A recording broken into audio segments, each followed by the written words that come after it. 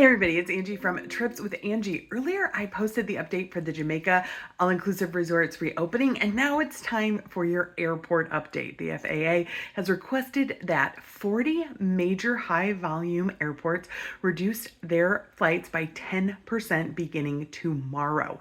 So right now, I'm going to scroll the list of the impacted airports, and then we're going to talk about what it means for you. So the first thing as you're looking at this list, obviously, if your flight is going to or from there, you want to be paying special attention. Also, please check any of your flight itineraries to see if you'll be connecting through any of these airports because your travel may be impacted. Tip number one is to make sure your information is up to date in the airline's profile. So you'll log in to the airline and check to make sure that you have updated your contact information for your particular flight, because any flight changes or cancellations will be sent to your email and phone. Secondly, you may want to consider rescheduling your flights. So particularly if you're getting ready to go on a cruise, you may want to look at flying in even earlier. If you're already coming the day before, maybe look at flying in 2 days early just to make sure you have that extra flexibility.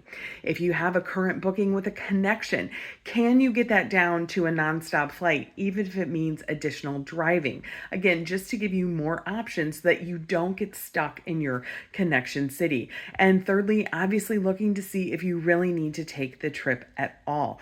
All the major airlines are offering more flexible cancellation policies, including full refunds for people who have booked basic economy tickets. Now, to go to the individual airlines, United has come out and said that they will be protecting the long-haul international flights as well as the hub-to-hub flights, and that you can cancel any flights during this period, even if they don't involve an impacted airport. Now, obviously, double check this before you hit that cancel button, but that was in their current press release this morning. Delta has said for the impacted airports, they are giving flexibility, including the basic economy fares, to change your flights or to request a refund. Southwest has said to pay very special attention to your contact information. If you are canceled, it is likely you will be automatically rebooked. So you want to keep an eye on your emails, go back in, log back in to that confirmation number or flight locator number and see how they have rebooked your flight schedule. And with Southwest, if you are canceled, you don't have to take the reschedule. You can opt to cancel for a full refund. This is going to really impact a lot of travel in the upcoming days. Please pack your patience. A reminder that the TSA agents and the air traffic controllers are not being paid. You may see increases in lines, especially around different times of day. So I know it's really confusing on social media because you'll see a post that's like the Houston airport's at a standstill because TSA line's so long, and then you'll see somebody else post that they got through in 5 minutes. A key way to check that is to see how many other flights are departing at the same time as your flight.